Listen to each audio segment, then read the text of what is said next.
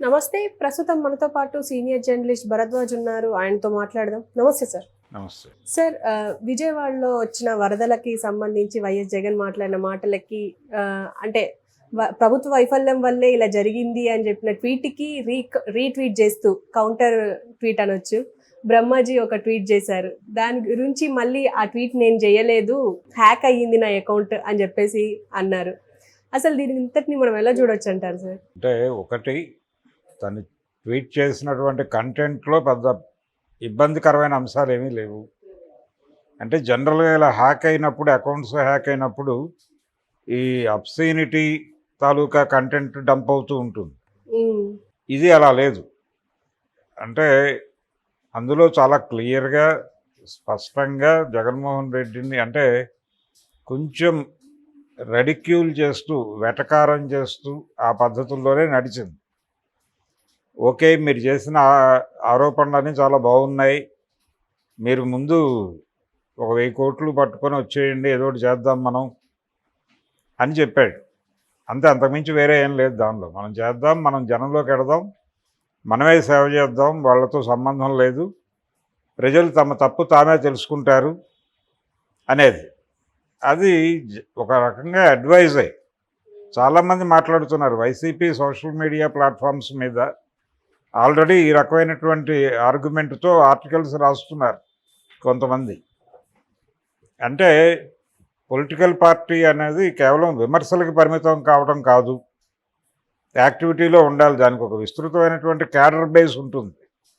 ఆ క్యాడర్ని కదిలించి వెంటనే సహాయ కార్యక్రమాల్లో పాల్గొనాలి. వాళ్ళు ప్రజలు పశ్చాత్తాపడాలి. అరే వీళ్ళు అనవసరంగా వీళ్ళని మనమే కదా అధికారంలోంచి దింపేశామని వాళ్ళు పశ్చాత్తాప పడేలాగా వీళ్ళ యాక్టివిటీ ఉండాలి. ప్రజలకు కష్టం వచ్చినప్పుడు అండగా నిలబడాలి, శిబిరాలు వేయాలి, భోజనాలు పెట్టాలి. వీళ్ళ పద్ధతిలో వీళ్ళు కొంత ఫండ్ మొబలైజ్ చేసి సహాయ కార్యక్రమాలు ప్రారంభించేయాలి. అంటే ప్రభుత్వం మీద విమర్శలు చేయొద్దని నేను అంటలేదు, విమర్శలు చేయాలి. విమర్శ చేస్తూ వాళ్ళని గైడ్ చేస్తూ, వాళ్ళని సరిచేస్తూ, వాళ్ళ అవగాహనలో ఎక్కడైనా తప్పులున్నాయని తనకు అనిపిస్తే దాన్ని చెబుతూ, అలా ప్రభుత్వాన్ని గైడ్ చేస్తూ ముందుకు నడిపించే పని చేస్తూనే తాను ప్రజలకు ఏం చేయగలనో అది కూడా చేయాలి. ఈ 2 పనులు చేయగలిగితే ప్రజలకి ఈ పార్టీ మీద ఒక విశ్వాసం పెరుగుతుంది. అది జరగాల్సిన పని. అంటే యాక్టివ్ అపోజిషన్, ప్రొడక్టివ్ అపోజిషన్ అని 2 ఉంటాయి. Active opposition role Jaganmohan Reddy గారు ప్లే చేస్తున్నాడు. యాక్టివ్ అపోజిషన్ కాదు, ప్రొడక్టివ్ అపోజిషన్గా ఉండమని చాలామంది సలహాలు చెప్తున్నారు ఆయనకి. ఆ ప్రొడక్టివ్ అపోజిషన్గా ఉండటం అంటే ఇదే, సహాయ కార్యక్రమాలు ఆయనే తీసుకోవటం, ఆయనే స్వయంగా వెళ్ళి బాధితుల తరఫున నిలబడి వాళ్ళకి అక్కడ శిబిరాలు ఏర్పాటు చేసి, ఒకవేళ అందరినీ ఒక చోటకు తీసుకొచ్చి కమ్యూనిటీ కిచెన్ లాంటిది ఆర్గనైజ్ చేసి ఈ వాళ్ళకి ఆహారం అందేలాగా చూడటం, ఇవన్నీ. అంటే ప్రభుత్వం వెళ్ళలేని ప్రాంతాలకు కూడా వీళ్ళు వెళ్ళి వీళ్ళకున్న క్యాడర్ బేస్ని వాడి ఒక స్వచ్ఛంద సేవా కార్యక్రమంగా నడపాలి దీన్ని. అలా నడపగలిగితే పార్టీ ప్రతిష్ట పెరుగుతుంది అని అందరూ మాట్లాడుతున్నట్టే ఈయన మాట్లాడాడు. బ్రహ్మాజీ మాట్లాడిన మాటల్లో తప్పేం లేదు. అది హ్యాక్ చేసి ఎవరో పెట్టారు అనుకోవడానికి కూడా ఏం లేదు. తనే పెట్టాడు. హ్యాక్ కావటం ఇదంతా ఉరికిరే అతను. అంటే ఇదేదో కొంచెం పొలిటికల్ వార్ జరుగుతోంది ఆంధ్రాలో, వైసీపీ వర్సెస్ టీడీపీ ఘర్షణ జరుగుతోంది. ఈ ఘర్షణలో తను వైసీపీ స్టాండ్ తీసుకున్నట్టుగానో లేకపోతే టీడీపీ స్టాండ్ తీసుకున్నట్టుగానో ప్రపంచానికి అర్థమైతే ప్రమాదం అనేది అతను భావిస్తున్నాడు. ఇందులో జగన్మోహన్ రెడ్డిని కొంచెం చురక వేశాడు. ఆ చురక వేయటం ఏమిటి అంటే, నువ్వు 1000 కోట్లు పట్టరా, మనం ఏదో ఒకటి చేద్దాం అని చెప్పటం. ఆయన ఆల్రెడీ మద్యం కుంభకోణంలోనే మద్యం ధరలు పెంచటంలోనూ, అలాగే నగదు ట్రాన్సాక్షన్స్ మాత్రమే అనుమతించటం, దాని ద్వారా 1,00,000 కోట్లు లబ్ధి పొందాడు అనేది ఒక ఎలిగేషన్ ఉంది.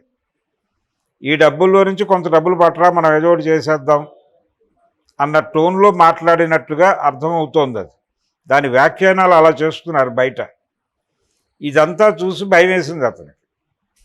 ఇది ప్రజల్లో ఒక సెక్షన్ని నాకు దూరం చేసేదిగా ఉంది, ఇలా అవుతుందని అనుకొని ఉండడు అతను. అనుకోక ఏదో పెట్టాడు. పెట్టిన తర్వాత అక్కడ ఉన్నటువంటి పొలిటికల్ హీట్ దీనికి తోడై ఇప్పుడు బ్రహ్మాజీని పర్సనల్గా టార్గెట్ చేస్తూ మాట్లాడే వాళ్ళ సంఖ్య పెరిగి ఉంటుంది. ఆ పెరిగిన క్రమంలో ఈయన ఎందుకు వచ్చిన గొడవ అని చెప్పి అవాయిడ్ అవుదామని ట్రై చేస్తున్నాడు. ట్రై చేస్తూ అది నాకు సంబంధం లేదు, ఎవరో హ్యాక్ చేసి పెట్టారు, నా అకౌంట్ హ్యాక్ అయిందని గగ్గోలు పెడుతున్నాడు. హ్యాక్ అయితే ఇలాంటి కంటెంట్ రాదు. హ్యాక్ అయితే వచ్చే కంటెంట్ ఏమిటో అందరికీ తెలుసు. కానీ ఇది చాలా సటిల్డ్గా సెటైరికల్గా ఉంది. ఇంత సెటైరికల్గా హ్యాక్ చేసిన వాళ్ళు బెటరు. ఒకవేళ హ్యాక్ చేశారు అని కనుక అతను సీరియస్గా చెప్తే హ్యాక్ చేసిన వాళ్ళు వైసీపీ వాళ్ళు అనుకోవాల్సి వస్తుంది. కానీ కమెంట్స్ మాత్రం మీరు టీడీపీ వాళ్ళకి పాస్వర్డ్స్ ఇచ్చేసి ఉంటారు, అందుకే ఇలా పెట్టి ఉంటారు అని చెప్పేసి కూడా అంటున్నారు. టీడీపీ వాళ్ళు టీడీపీకి అనుకూలంగానే పెట్టాడు. ఆయన జగన్ మీద రెడిక్యూల్ చేస్తూ దాడి చేశాడు. బ్రహ్మాజీ అకౌంట్లో వాళ్ళు పెట్టే అవకాశం ఉంది కదా. ఒకవేళ హ్యాక్ చేసుంటే టీడీపీ వాళ్ళు హ్యాక్ చేశారని చెప్తున్నాడా బలంగా? పోనీ టీడీపీ వాళ్ళు హ్యాక్ చేశారు అని చెప్తే వైసీపీకి తోడ్పాటు అందించినట్టే. సో టీడీపీ వాళ్ళు దాడి మొదలు పెడతారు, మేము హ్యాక్ చేయటం ఏమిటి అని. లేదు, వైసీపీ వాళ్ళు కనుక హ్యాక్ చేసి, వైసీపీ సోషల్ మీడియా ప్లాట్ఫామ్స్ మీదే ఈ చర్చ జరుగుతోంది. మనం చేయవలసిన పని ఏమిటి, మనం ఏం చేస్తున్నామని. ఇది ఒక రకంగా ఆత్మవిమర్శనాత్మకంగానే ఉంది. ఆయన ఏమీ జగన్మోహన్ రెడ్డిని మరీ రెడిక్యూల్ చేయలేదు, కొంచెం సటైరికల్ వేలో చెప్పాడు అంతే. మీరు డబ్బులు పట్టుకురండి, మనమే చేద్దాం అన్నాడు అంతే. అది ఎవరైనా వైసీపీ వాడు కూడా చేసి ఉండొచ్చు కదా. నిన్నో మొన్నో ఒక వైసీపీ కార్యకర్త, వైసీపీలో ఒక స్థాయి కలిగినటువంటి నాయకుడే సాక్షి ఆఫీస్లో కూర్చుని మన పార్టీకి పట్టిన చెద సజ్జల రామకృష్ణారెడ్డి, విజయసాయి రెడ్డి అని మాట్లాడాడు సాక్షి టీవీలో. అది పెద్ద వివాదం అయింది. అలా ఇది కూడా ఒక ఆత్మవిమర్శనాత్మక వ్యాఖ్య అనుకోవచ్చు. అలా అనుకునేలా చేయటానికి వైసీపీ వాళ్ళు కూడా హ్యాక్ చేసి అది పడేసి ఉండొచ్చు, ఒకవేళ హ్యాకింగ్ నిజమైతే. ఇప్పుడు వైసీపీ వాళ్ళు హ్యాక్ చేసి ఇది పడేశారు అంటే ఎవరు హర్ట్ అవుతారు? టీడీపీ వాళ్ళు హ్యాక్ చేసి ఇది పడేశారు అంటే ఎవరు హర్ట్ అవుతారు అనేది చూస్తే, ఒకవేళ టీడీపీ వాళ్ళు హ్యాక్ చేశారని అతను అంటే అప్పుడు కూడా వైసీపీ ముద్ర వేస్తారు అతను. ఎటువైపు వెళ్ళినా ప్రమాదమే. అందుకని అతను టోటల్గా సైలెన్స్లోకి వెళ్ళిపోయాడు. ఎవరైనా ఏదైనా మాట్లాడుకోండి, నాకు సంబంధం లేదు, ఎవరు హ్యాక్ చేశారో నాకు తెలియదు, నా అకౌంట్ సైబర్ క్రైమ్కి కూడా కంప్లైంట్ చేసిన అని చెప్తున్నారు. కంప్లైంట్ చేసుండొచ్చు. అంటే ఒక మాట అన్న తర్వాత దానికి సంబంధించిన అన్ని పనులు చేసేయాలి కాబట్టి చేసుంటాడు. కానీ అందులో పెద్ద అభ్యంతరకరమైన కంటెంట్ ఏమీ లేదు. అతను భయపడాల్సిన అవసరం ఏం లేదు. ఎందుకు భయపడుతున్నాడు అంటే దాని మీద వస్తున్న రియాక్షన్స్ చూసి భయపడుతున్నాడు ఆయన.